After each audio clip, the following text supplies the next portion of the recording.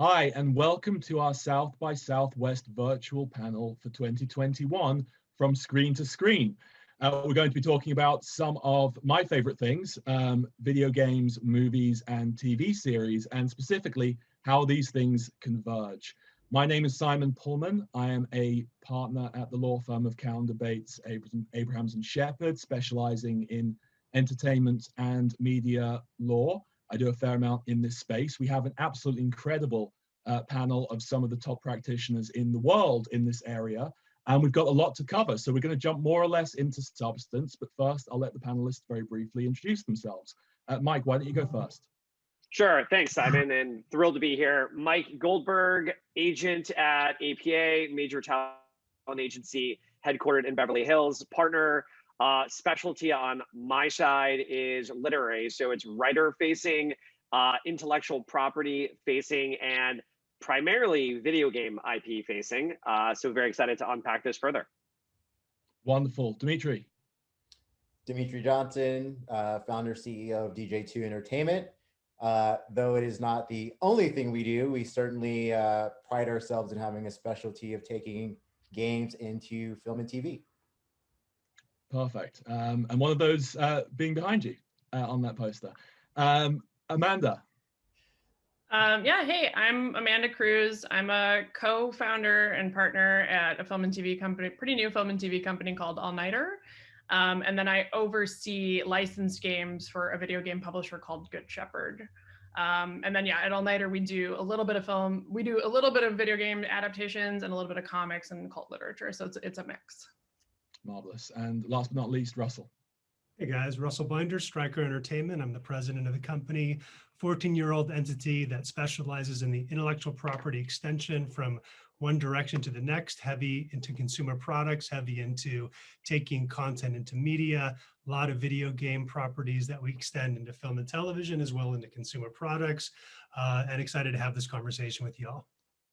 Marvelous. Okay, well, let's get cracking. And Amanda, I'm going to start with you. So we seem to be in a golden age of video game adaptations. Just in the last week, as at the time of filming, some huge announcements, including the casting for the forthcoming HBO series, The Last of Us, based on the video game, of course. So why now? Why are we seeing so many of these kinds of adaptations sort of bubbling up? Yeah, I think this is like the question, right? And I think it's like a really exciting time. I'm sort of like, I think back a lot to like how people doing comics before doing comics was cool. We're feeling, because I think everyone on this panel is sort of in that same place and thinking about those things. But I personally think there's kind of two reasons to it. I think there's the business side and then the creative side, and obviously they blend. On the business side, I think it's literally that it genuinely just used to be harder to get these adaptations done, and that affects like the quality and the ones that get through. I mean, I know earlier in my career, like you just brought up The Last of Us, which is great because like that's a point that I wanted to bring up during this. Like there was a point where I worked at a major agency and I loved that game and I went absolutely ham to get it done or to try and get an interesting piece of talent attached. And the response that I got from the people I worked for was, video games are kind of a niche thing. It's kind of a niche audience. It's kind of a small business. And that we know now is like kind of ludicrous because like last year, the numbers were like insane. It was like 35 billion domestically and like closer to 100 million globally for the games business as a whole. And so it's not niche in any way. And it actually hasn't been for a long time. Where that sense of it came from, I don't know. But the great thing is that the practicality of that and the practicality in general of like nerd culture just becoming culture and commonplace now is that even if you have these C-suite people, these decision makers who are part of the process, they don't know games or they don't play games. Now maybe they do, right? Everybody's kid plays Fortnite at any age, right? No doubt. It's not just Call of Duty. It's League of Legends. It's, you know, and then of course the other half of that is these like extremely successful adaptations. So like the Witcher series was like, I think to everybody actually a pretty big surprise hit. It's like kind of a risky one, kind of a more specific sort of game. And then like Sonic, like Dimitri just like kicked the door in, right? And that's really what like Hellboy did for the comic books industry, because there was a lot of kind of not fall flats, but like harder adaptations. And you kind of needed that really, really good one to show people like, oh, not only is this really cool, not only is there a really excited audience, but it's economically viable. They're hungry, they want it, they'll show up. And people who don't really know what Sonic is will be like, okay, that's cool. I'll show up to that too. That seems fun. And then that also comes into like the creative side of it, because I think everybody on this panel would agree, like the success of adaptation, whether you're doing comic books or video games or whatever else, it really hinges on your creatives, right? It's really about finding that really perfect writer, that really perfect director. And now we have this whole slew of people who grew up with it, whether they're like Gen X, Gen Z, millennial, or people even getting into it at older age groups who organically are players. And previously, I think, at least in my experience, and I'm sure Mike, Dimitri, Russell, you guys felt this way too. Sometimes you were like convincing people, you were like, no, let me tell you why this is cool.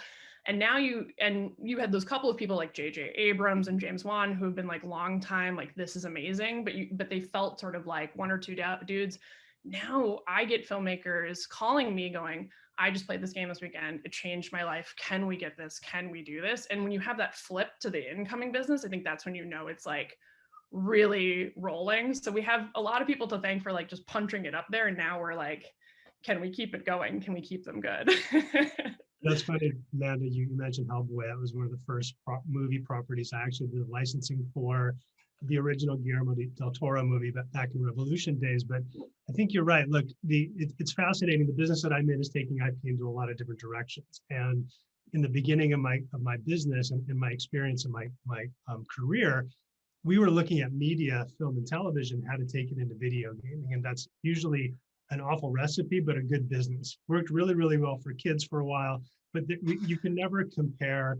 I mean, I did the Hellboy video game with Konami back in the day. No one liked it, but we did a game because that's the direction of how media went. Now it's almost flipped the script, where there's probably many more IPs coming out of the gaming business into film and television than there are going the other way. I mean, if you're a franchise, if you're Star Wars, Star Trek, Harry Potter, Game of Thrones, you're going to have a gaming audience who wants to experience that. But back in the day, it was every property went to gaming. Now it's almost the inverse, which is so many gaming properties that are so fabulous, original, distinctive, tonally cool, artistically rad, are going into film and television, and that it's wild to see that flip.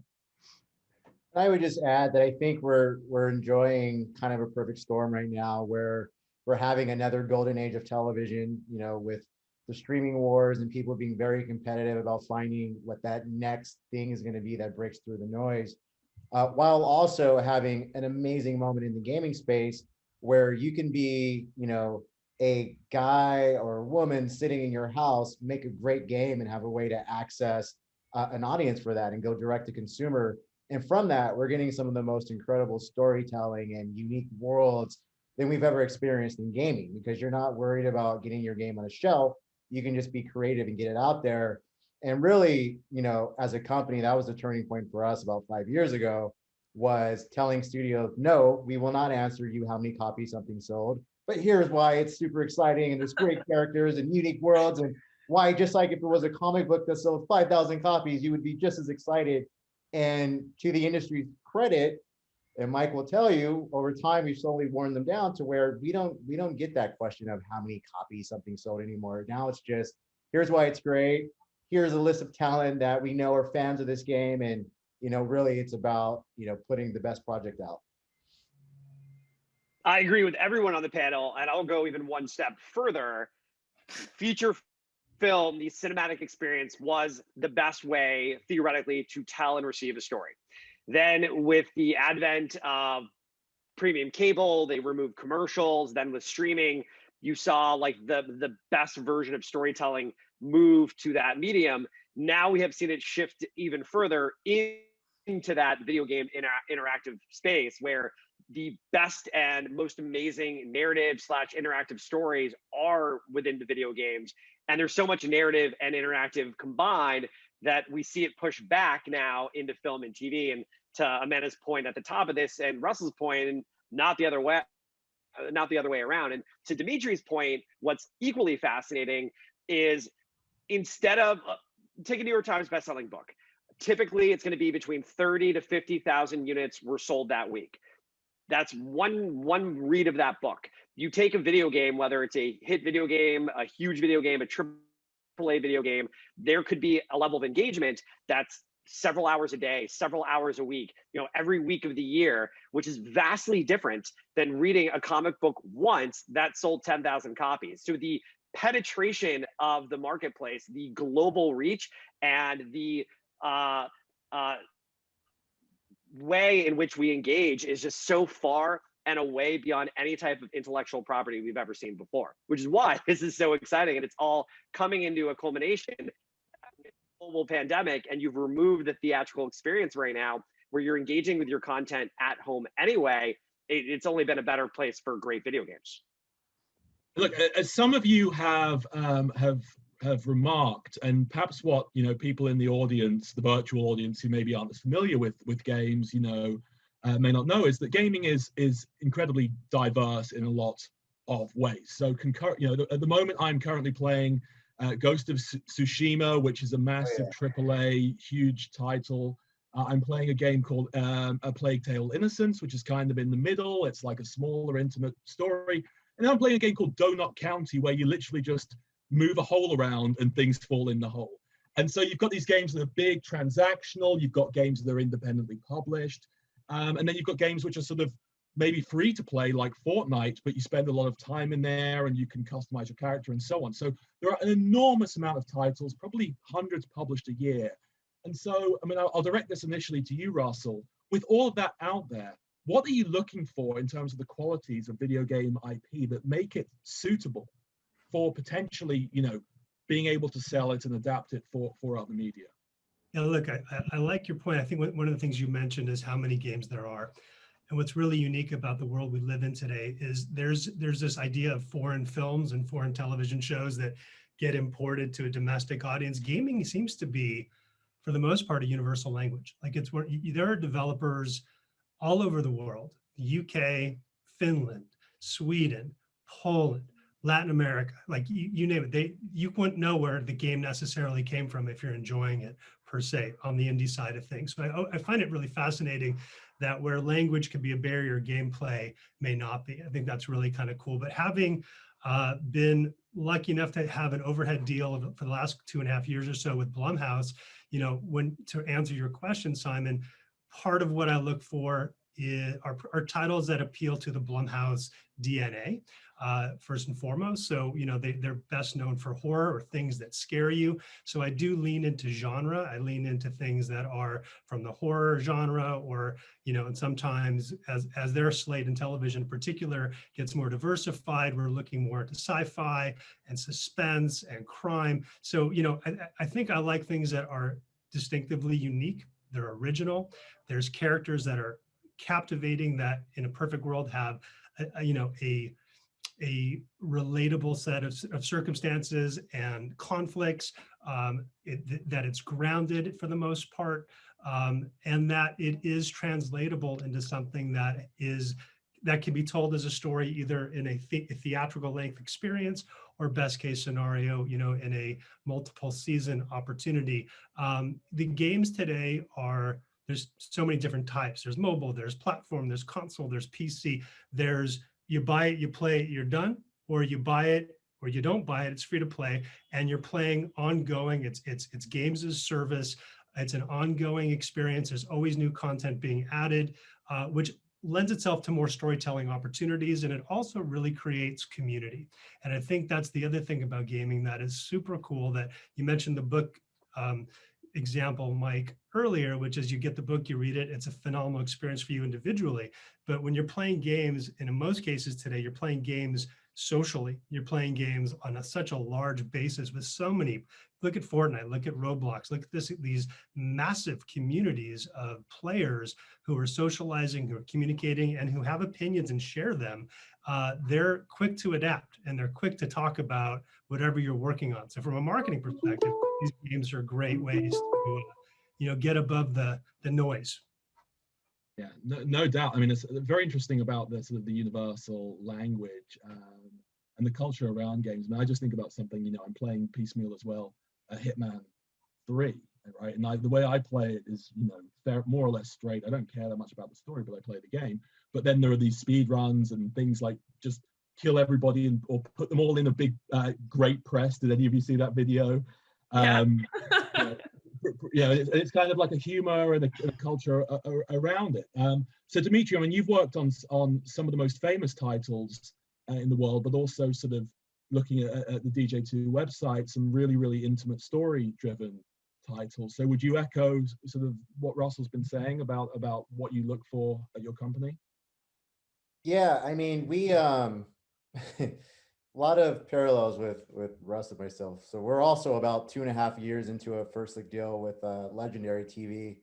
And one of the reasons we went with them is, you know, Nick Pepper, Jen Chambers especially supported the fact that we were not a company who would only go target massive billion-dollar IP, but we would bring in, you know, what would, you know, definitely a few years ago be considered outside the box game IP, like a Red Strings Club, where you have, you know, this setting that isn't, you know, action based, and you have a gay couple and a transgender character and just things that you never traditionally saw in gaming. And to have the same level of support on a project like that we would have on a Tomb Raider, that was important to us, because our feeling, again, when you have a title that has all those cells, then that's great and that's a plus.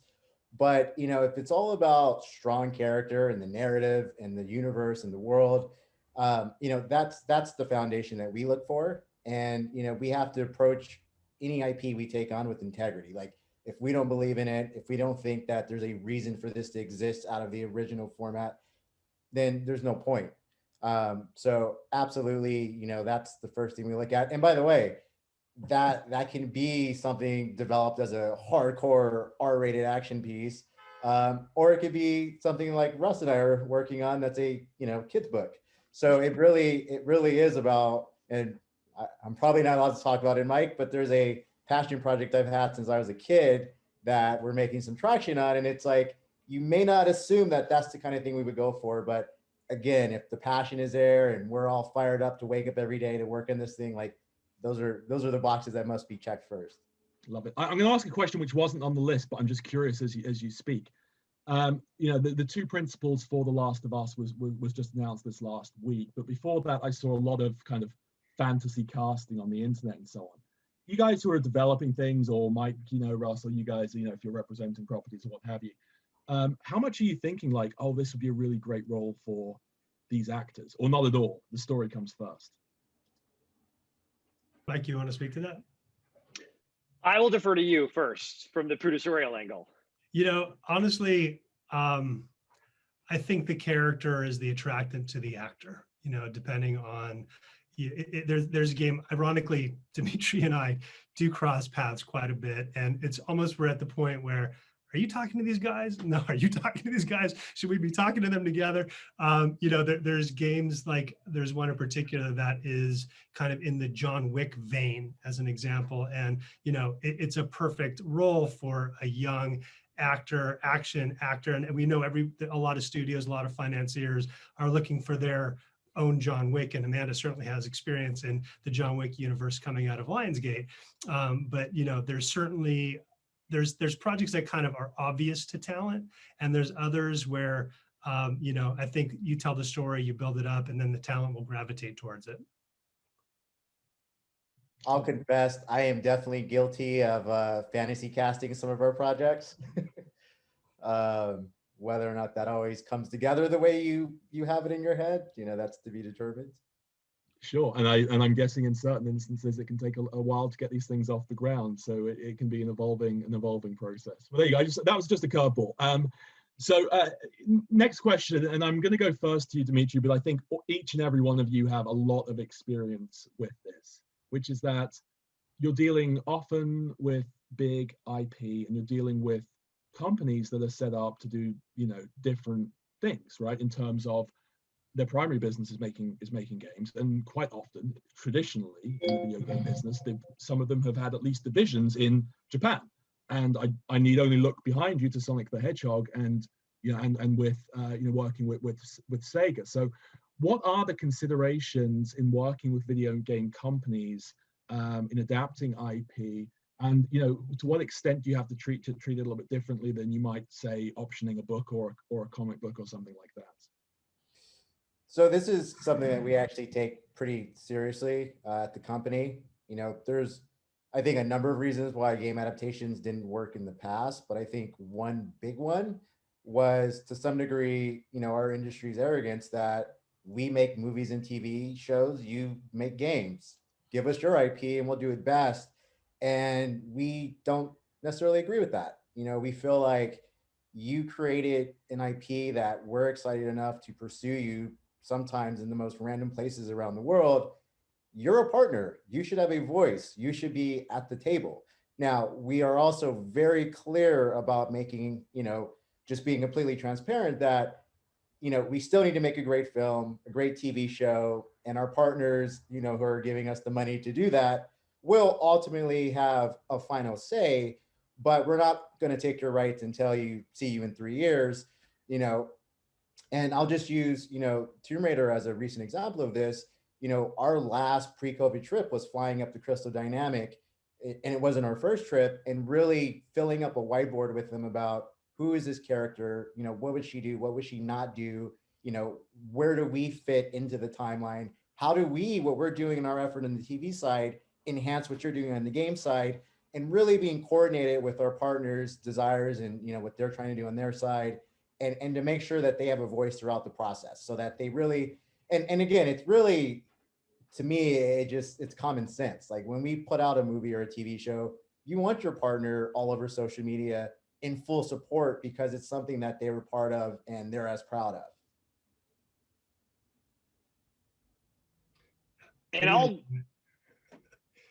was thinking, Amanda, do you have any thoughts on that? Because I feel like we're sucking up the oxygen here. Oh yeah, well, it's interesting because I'm at the crossroads of doing it both ways, right? So like I do a lot of adaptations of games of various sizes to film and TV, and then in the reverse, I do a lot of successful film and TV shows into video games. Did Blair Witch and John Wick Hex and things like that, and I think ultimately it is this new relationship. Dimitri points out, like, an arrogance that's really true. We've had this sort of collective feeling in Hollywood for a long time that we're like the kings of the things, but the reality is that there's properties you're working on where like what you're going to be is a family of entertainment, and ultimately, even in film and television, derivative entertainment, because even in the highest levels of success, what you could hope to do with certain games is honestly like a glorified commercial almost, right? In terms of how they're going to be able to look at it. Like, you're not going to be making day-to-day things. It has to be creatively exciting for everybody involved. And that, I think, is also true in my experience going the other way when I pursue really cool rights for video game adaptations. It's like, yeah, I don't know that this indie game is necessarily it could, but it's not necessarily going to make exactly what these films did or this film franchise did, but it's very, very cool. And it's an extension of the universe, and it's part of like servicing your fans and having them be excited about it. And I think that kind of conversation is new for Hollywood. So we're still figuring it out. And I think that's why it's helpful that everyone here is like gamers already, so we can kind of understand the situation that we're in and not meet it, because we're all translators ultimately. And I think that's adaptation to begin with, Yeah. That's why I think, Mike, you deal a lot of times with representing the developer, representing the IP, and you deal with companies that, an author writes a book, the expectation is that if they're writing it for commercial value, it has a translation. But video game companies, these are businesses that, generate, and oftentimes quite a bit of money, whether they're independent or otherwise. And when you do Hollywood deals, there's a lot of rights conversations as to who gets what and when and how. So I figure a lot about that and how to navigate, it feels like, what could be very difficult waters. I thank my incoming gray hair to navigating in those waters. Thank you for pointing that out, Russell. And I will say, I have the pleasure of representing Dimitri and DJ2 Entertainment. I have the pleasure of representing with clients with Simon, occasionally against Simon, which I prefer to be on the same side as Simon. I have several projects I'm working with in conjunction with Russell. I have a handful that Amanda and I are building out. So I've had the chance to work with everyone on this Zoom through representation and through different facets. And it's really interesting. I'll tackle the first part of it, which is why I think things are changing. I think the old guard of Hollywood, the old school producers that would smash and grab and mistreat the video game companies, the developers and publishers, are gone.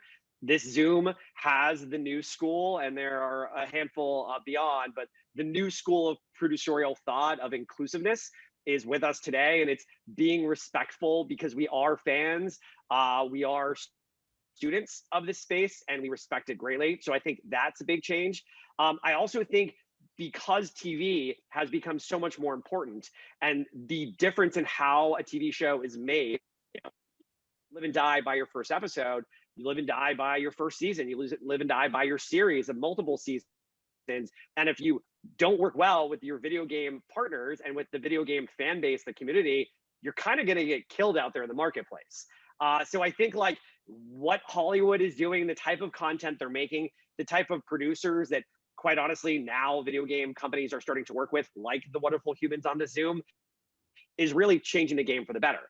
As far as the deal structure and the deal making, it is wildly different. I mean, when you are dealing with a rights holder, typically it's going to be an author, it's going to be a screenwriter, it's going to be a comedian, it's going to be a journalist, a comic book writer, artist.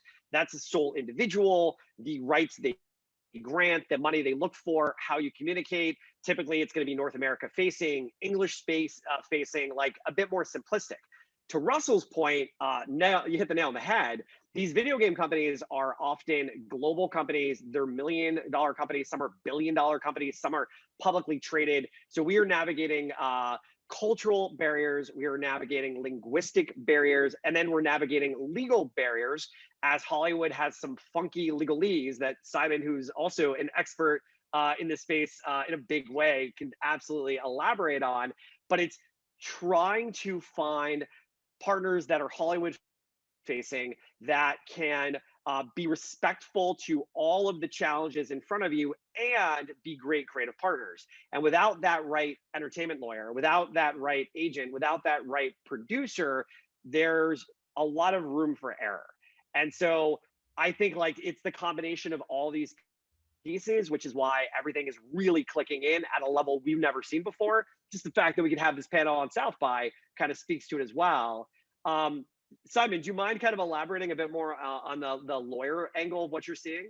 Yeah, I mean, look, I agree with what you've said, Mike. I think that there are a couple of very key considerations. One is just the communication, the way that you have to communicate, and the understanding and being able to understand the IP, but also put yourself a little bit in the shoes of the game publisher, because, you know, as you say, traditionally the set in a rights deal, it's changed a little bit in the competitive rights marketplace that we are in. But traditionally, the idea has very much been, we are going to option this. We're going to do a film or a TV show. We'll pay you some money if it gets produced. Thanks. And there have even been instances, you know, of authors obviously being prohibited from going to set because they just didn't want that level of interference. That is not going to fly with a game publisher because they're not going to do anything that could endanger the brand. You can't say to them, well, you have no approval over anything. It's just simply not going to be acceptable. And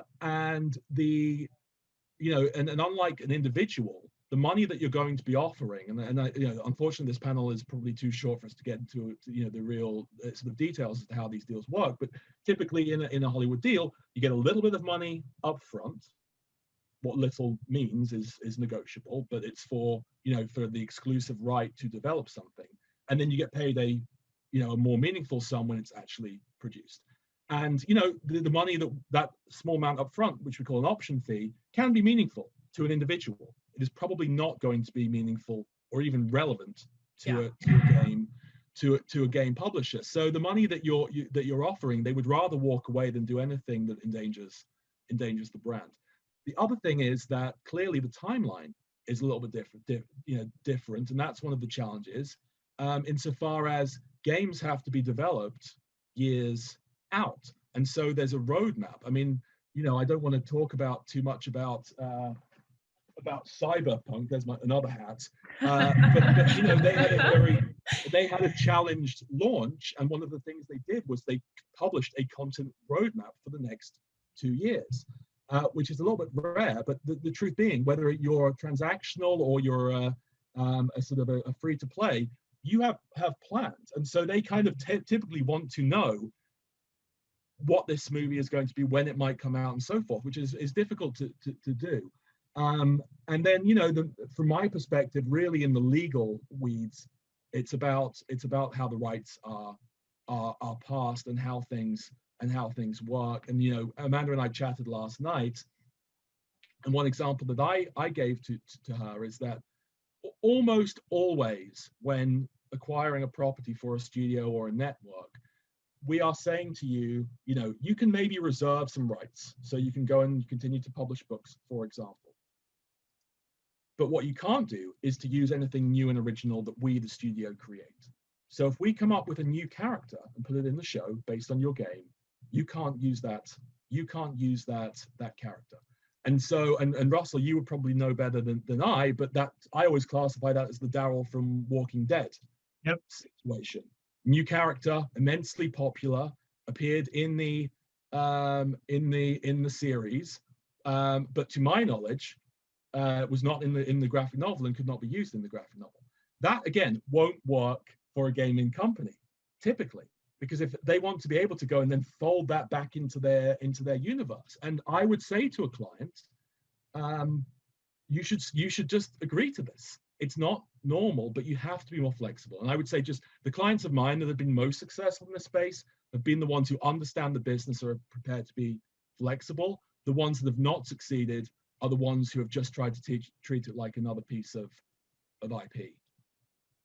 The irony to that, Simon, is my Zoom before this Zoom was with AMC Business Affairs and a video game company's lawyer to talk about this very point, and the Walking Dead franchise was referenced on the Zoom 45 minutes ago.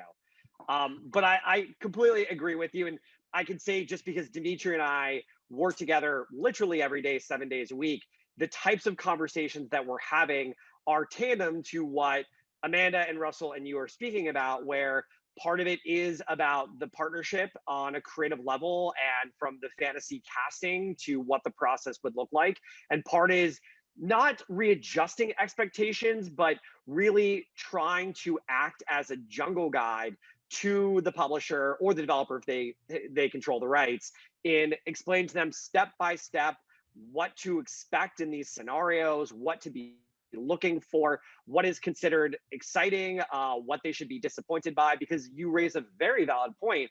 If you're a billion-dollar company, a $25,000 TV option or a $100,000 film option is not nearly as meaningful. Also, you're probably interfacing with us via your licensing department first, before you bring in your business affairs department, then your business development department, then your C-suite, and then occasionally your board of directors. So it's really sometimes the board is in Japan, and that's where it.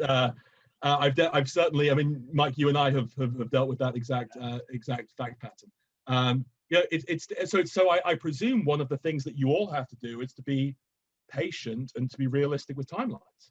You have to be patient. You have to understand the delta that exists between the two business models and how to try to find that common ground. Because at the end of the day, if you have a successful video game property that's generating significant revenue, and most video game developers and creators that I know have a deep respect for their gamer, for their fan, for the user of their product. And they do not want to jeopardize that relationship at any level. As much as the studios and the producers need to respect the developers tend to always put the gamer first. And that is like, that's the law of gaming. You don't upset your fan. So, you know, on top of the business delta, there is this idea that here's a big game. The movie or the TV show is an adjunct or an ancillary piece of that big game franchise. And the game company has to understand that the economics are not going to be as sexy as they are for your game business. However, if you have that piece of media that does speak to your fan, that keeps your fan engaged when they're not gaming with your game, then it does drive business, and ideally more business, to your core product. The Witcher is a perfect example, right? So you've got a very successful game that was doing just fine. A show came out that was very well respected, incredibly well produced. And what happened to the game? The game saw a pretty impressive uptick. We see that in traditional, we see that in publishing, we see that in toys with Transformers, and it's certainly the case with games, where the media can be a great driver to do more gaming business. And that's what the game companies have to understand, and the independent developers have to understand. Like, I'm not gonna, my money's not coming from the media execution. It's ancillary. I'm going to go to the next question slightly out of order, because I want to talk about something that's, I think, really, really important in both the film and TV businesses and in gaming. And we've seen some sort of interesting reckonings and expansions in this space, which is diversity. And I thought I'd start with you, Amanda, just to talk about, how important is diversity to storytelling in these media, and what, how much sort of precedence and sort of importance should people be giving to this? I mean, I think we're obviously, like, in the last year, right? We're having just a whole new set of conversations about this. Like, one of the crazy things about being home is I think it's given people a lot of time to think and consider those things more in depth. And it's tricky, you and I talked about in sort of previously about this, about some of the more challenging reactions to things like The Last of Us, casting, or even in The Last of Us game, there being like queer characters, and how people are like really, really frustrated with that. But I can't help but think that ultimately you got to be careful with the internet. It's an echo chamber of complaints. Like, I'm so much more likely to jump on Yelp and be like, this person really frustrated me, than be like, I had the best sandwich of my life in this place, So yeah. I always want to take that with a grain of salt, because I know as a person that was like late to coming out in my bisexuality in my life, that I didn't ever see really any of that in games. I don't think I encountered queer video game characters until my late 20s, and to just normalize it in that way, and in the way that something like The Last of Us has done is incredible. It's just so nice, because it's not a queer game. It just is a game that has queer characters, and to get that step in the conversation is great. And yeah, it's going to make people uncomfy, and they'll get over it. And then soon enough, it'll be the boring thing. And like, I can't wait for it to be the boring thing. The boring part of the game is that nobody cares that there are, characters of different nationalities, characters of different gender identities or race or, sexual orientation. But to do that, we're going to have to elbow our way in here in the same way we've had to elbow our way into making game adaptations. So, yeah, and I'll jump on that. Sorry, go ahead, Simon. No, go on, Mike, please.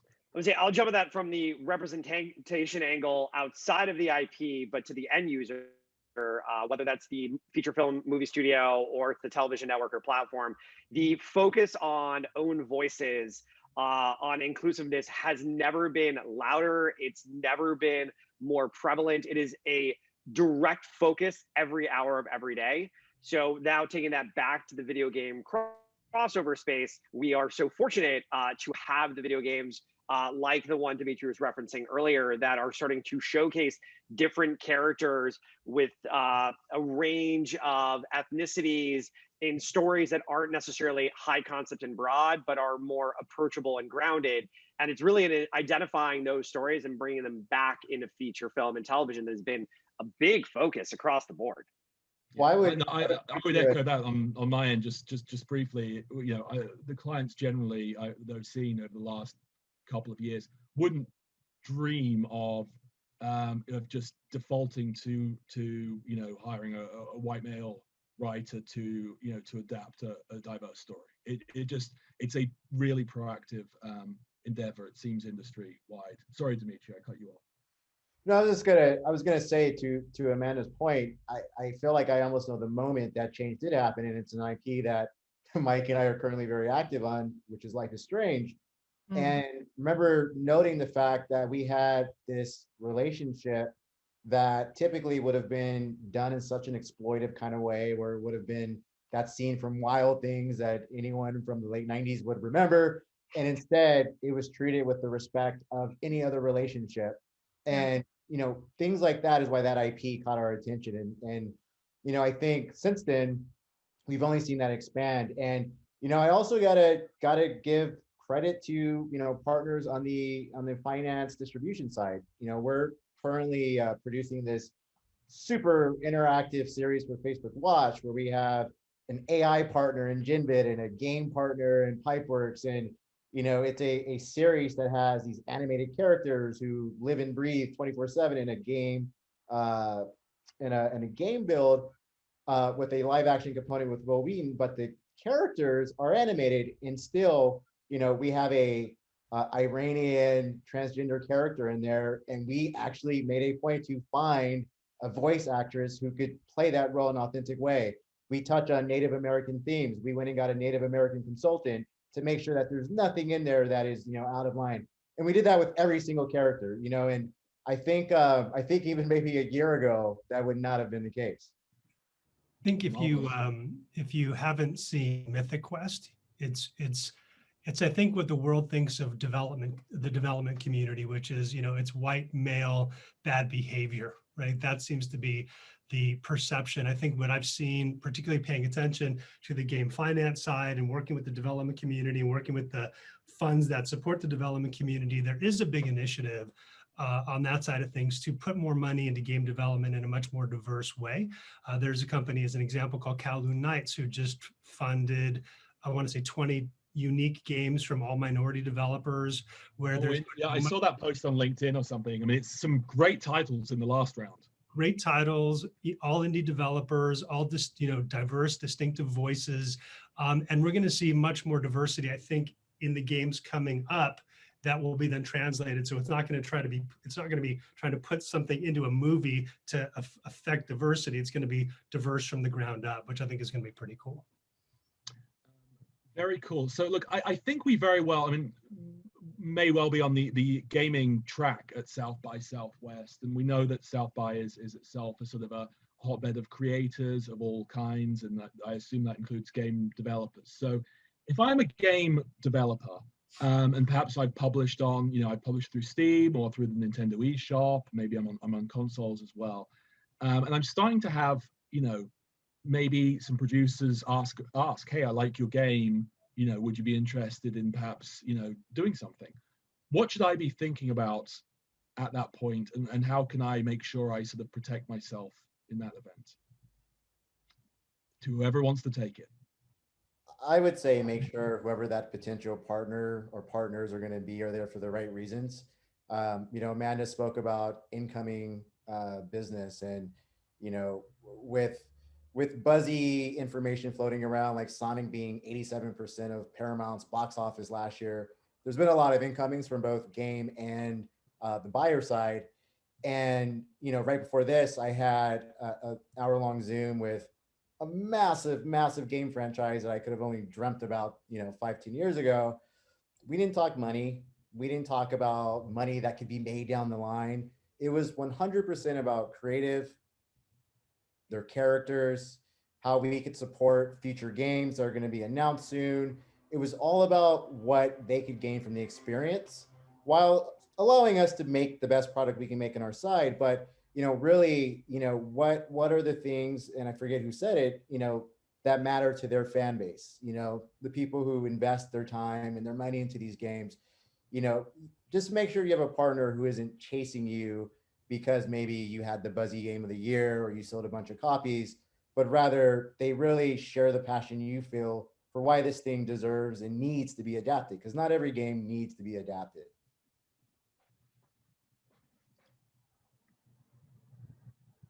I will jump in on top of that and just also say it's important to not just sign whatever paper is put in front of you. Like, if you think you have found a potential partner who has experience in TV and film, and you feel that you've vetted them successfully to your comfort level, and hopefully they're one of the humans on the screen, but let's say they're not, that you've done your vetting, definitely please tag in a representative, whether it's an attorney, it's an agent, it's both, who has a level of understanding and relationships in this space. Just because, to Simon's point at the top of this Zoom, the fear and the accident of giving out your rights, of signing over ownership of your IP, is still real. Like, it is still easy to accidentally reassign the multitude of your rights. And the creative involvement that you can otherwise have, even if the producing partner you have found has the best of intentions. Hollywood can be a tricky place. There's still room, there's opportunity for growth and for improvement. And, you know, we're all working on it together and rowing in the same direction, but you want to make sure your T's are crossed and your I's are dotted, just because if you have a video game, you've spent a lot of time, money, effort, and, you know, we want to ensure that you are protected at all levels. And I think an important word to learn is no. You know, there's a lot of producers that will call you. If you're among us, I'm sure they've gotten too many calls and emails from, you know, everybody in every category of everything. And, you know, you have to be able to say, I'm not comfortable. You cannot go out and talk about my property, because what can happen is you have a loose conversation. Sure, sounds interesting. All of a sudden, you can have 7 producers out there trying to package something on your behalf that you never gave them the right to do. So I think it's really important that you say no, that you're Russell, a producer would never do that. Come on. Oh, I'm bad. I'm sorry. No, it's really like, I think it's getting paper.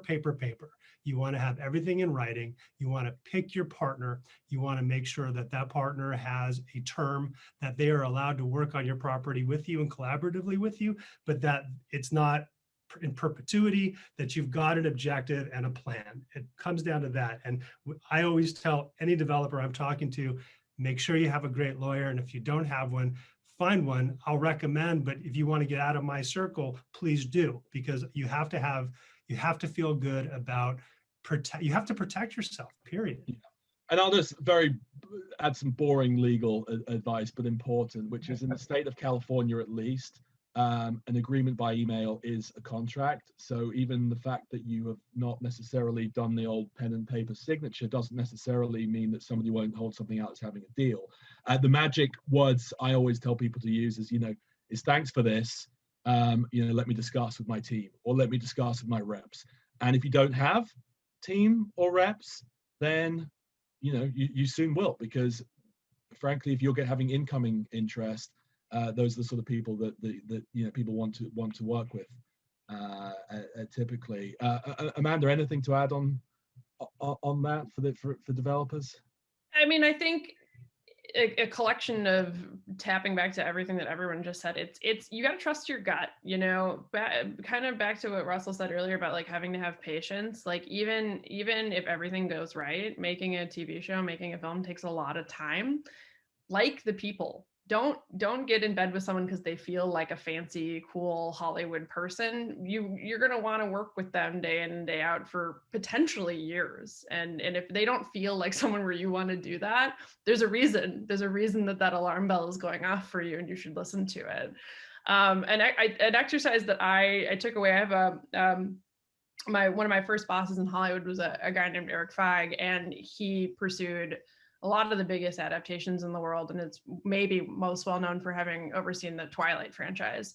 And Stephenie Meyer was very, very protective of her IP. And there's one story that I just like kind of hold in every IP I go to adapt, is like she had been burned in a lot of other situations when he finally met her and was able to like really get the rights to that. And the conversation that allowed him to do it is they sat down and they determined the 10 commandments of Twilight, right? Like lots of things are going to change in adaptation, but what are the inarguable things? And like, I remember one of them being like, their teeth can't extend. And that was like actually really, really, really important to her. And that's something that a lot of people making a vampire show or movie or whatever might just think, well, of course they're going to like pop out, like it's so traditional and you wouldn't think it, but it was so important to her that it didn't happen that way.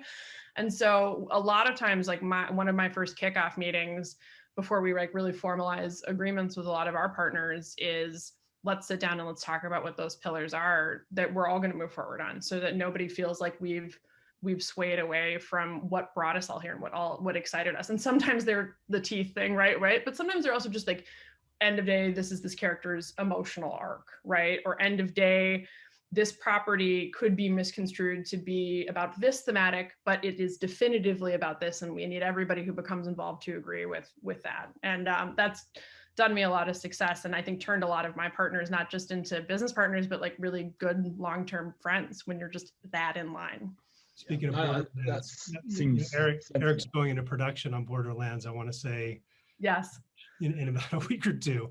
Yes. And I did the licensing for Twilight, you know that, Amanda, and Mhm. I have Stephanie's Bible tattooed on my arm because it was very explicit. Oh yeah, okay, great. To reference it every day. Like, it was so important to, manage and keep that integrity to her IP. And I think that's a great point you just made. Keeping those lines drawn in the sand as to what's okay. You don't dent the Batmobile. Like, that is, you Mhm. can do anything in the Batman universe, but you don't dent the Batmobile. I love that one too. Yeah. Great, that's fantastic. And look, that's something that we sometimes on the contractual, on the deal stage, will sometimes incorporate, having certain parameters or a style guide or whatever else. So look, for full disclosure, we are recording this in February, and I don't know when it's going to go out, but we certainly don't have a live audience, so there are no questions, but we do have to wrap up. So to end, I'd like you all very briefly to perhaps give some predictions for the next couple of years in this space. When we originally submitted, it was October. It's now February. A lot's happened even over the last few months. But what comes next? And Dimitri, I'll start with you. I think what comes next is something we've been preaching for the last decade plus. I think you're going to start seeing things win Emmys and Oscars and BAFTAs that happen to have games as source material. We've always said this moment hasn't happened because the creative isn't there. It's never been treated with the respect that it should have. And, I kind of shorthand it as that Nolan moment where someone like a Chris Nolan, a real filmmaker, comes along and, really puts the kind of muscle behind a comic book adaptation that, again, you might put behind like what Scott Rudin does with the New York Times bestseller. And I think we're going to have that moment. I think we're going to have that series and film that breaks through and, really crosses over to like my mom and grandma watch it. And they're like, oh, wow, that happened to be based in a game. So I think, just for the benefit of the audience, what Dimitri's saying is that the new Resident Evil reboot is going to win Best Picture at the Oscars. And I will be there day one. Russell. Yeah, first and foremost, we're having this conversation. Most of us, or if not all of us, are in California except you, Simon. So those in Austin who aren't going to be there this year, I hope you guys are doing okay. It has been a cold one. So by now, the prediction is you'll have defrosted by the time you see this. But on the gaming side, in all seriousness, like the trend that we're all very familiar with and that I'm paying a lot of attention to is how there's this growing metaverse, how there is a tremendous amount of UGC, or what they call user-generated content, these platforms being built to make it easier for individuals to make games within larger platforms, within larger experiences. So the ability for such a massive amount of creators to be able to tell a story in these worlds without having to build their own game from scratch, without having to figure out how to distribute it or publish it, they're able to have, learn enough code to tell stories and make games in these worlds. And we're going to see so much more content coming out of these experiences. That's what I'm really excited about. Great. Amanda. I have two crazy predictions that I'll go as far as to say I really believe these things will happen, whether they'll work or not. I think we're going to go back to, I think we are going to take a page out of games, books, and film and TV in a big way. I think we're going to see it on streamers first. I wouldn't be surprised if places like Amazon and Netflix open to some kind of self-publishing as the studio system changes and breaks down, and we have major tech companies really running entertainment in a way that they never have before. And I'm really curious to see how it works when they try and apply the models that are applied to chaptered game content there. I wonder if we're going to end up in a place where it's like, oh yeah, you have 6 tokens to start your month and you can watch 5 episodes of Stranger Things, but if you want to watch the other ones before 2 weeks from now, you're going to pay $15 more. And that seems like kind of a nefarious, terrible thing, but like ultimately there has to be some way for them to like continue to monetize if they're going to keep delivering these huge shows based on big properties. There's a lot of money going out the door. Somewhere in there, money has to come back. And I think also that's a really exciting opportunity for independent filmmakers. I think we're going to see a really, really, really crazy space there where people have that. In games and publishing, it's so exciting because I get to do a little bit of production, a little bit of marketing, and sometimes I like design the convention booth, and I'll be excited to see producers get in there. And I think the other one is I think we're going to get into like weird crossover territory. I think nostalgically very often of like weird UPN stuff where like Moesha like visited Tia and Tamara. And we do that in like video games now where people like license out one character. And I think we're going to see that in especially Smash Brothers, those kinds of things. Yeah, I think we're going to have people like bump in. I think The Witcher is going to like crash into Lord of the Rings. Not yet, you guys, but like not that example, but you know what I'm saying? Like, I think we're going to see that. And the first people who can really get it done are going to blow everybody's minds. That's so interesting. Well, I hope you're right, because that will create a lot of interesting IP issues for me to solve. Yes. And thus be able to feed myself for another 6 months. Mike? So I think 3 big potential categories could shift. I think that video game IP into TV and film could, in the next 1 to 3 years, match or surpass the volume of narrative IP into TV and film. So I think, speaking more cleanly, we're going to see more successful video game adaptations than we're going to see book adaptations, article adaptations. I think we're on a very exciting trajectory up, and it's only going to continue. The second is I think that video game companies, especially the big 800-pound gorilla publishers, are going to become larger media companies in TV and film. So like Mythic Quest that was referenced, that's a Ubisoft show. They were co-producers on that. Splinter Cell, they're doing for Netflix. I can't be busted on that. That was already in the press a month ago. But I think we're going to see the Ubisofts and Square Enixes and Segas, potentially Nintendos of the world, not just dominate on the video game side, even seeing now that Epic is starting to dip their toe when they do Fortnite, in addition to a million amazing things, dip their toe greatly into TV and film. I feel like they're going to become major feeders for distribution of film and TV, whether it's TV or movie on a streamer, feature film theatrical, but I feel like we're going in a really interesting direction as these companies, these video game companies, build out the division. And then the last trend, and this is the most interesting, and it's great that we have Dimitri on the Zoom for this one.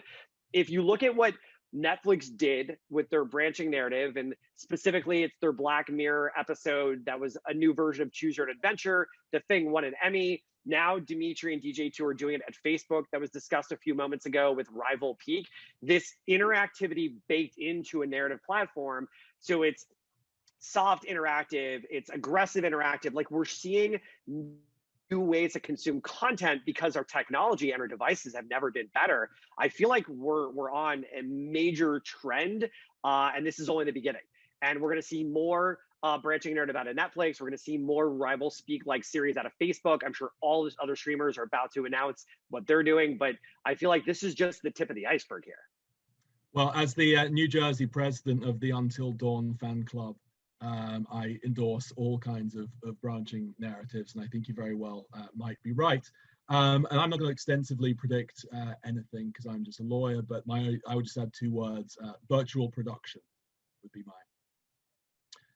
Well, good. Well, look, thank you all. This was fantastic and literally an enormous pleasure.